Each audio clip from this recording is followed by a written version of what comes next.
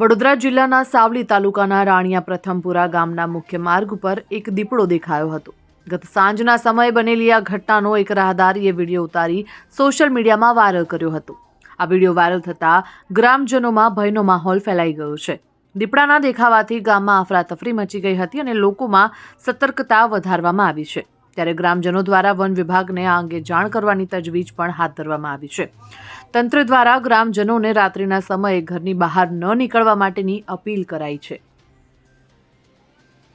Bureau report, Gujarat fight news.